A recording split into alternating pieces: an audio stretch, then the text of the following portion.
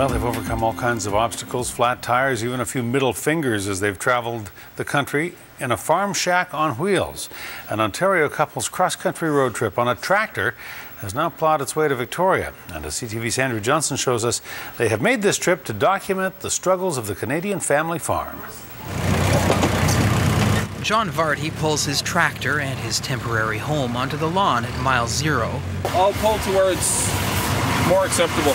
Until a city worker sees you need a permit for that. It's not the first time the Tractor Across Canada tour has hit a roadblock. We've covered 8 provinces.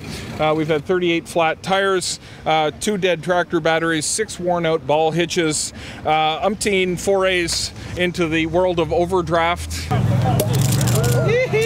Varty and his fiancee Molly are celebrating more than 8,000 kilometers on the road over a period of 8 months, traveling by tractor and sleeping inside their shack on wheels. These are our living quarters that we pull in the back of the tractor. It's an 8x10 shed, so it's really not very big at all. John and Molly weren't sure they were going to be able to get her done when they hit the BC border. The RCMP and ICBC threatened to shut her down until a Revelstoke towing company came to their rescue.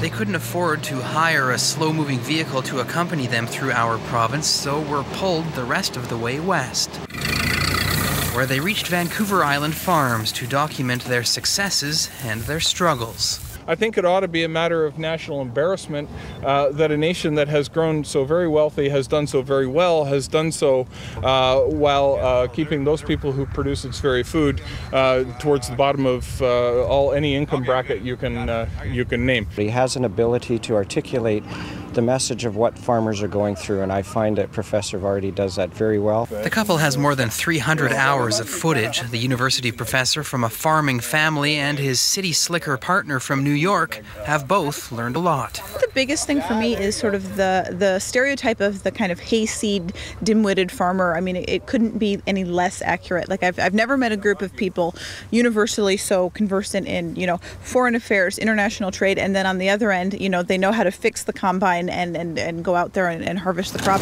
Thanks, guys. The grateful island harvesters sent John and Molly away by horse and carriage to high tea and an overnight stay at the Empress. They won't miss the shack. You can bet the farm. Andrew Johnson, CTV News, Victoria.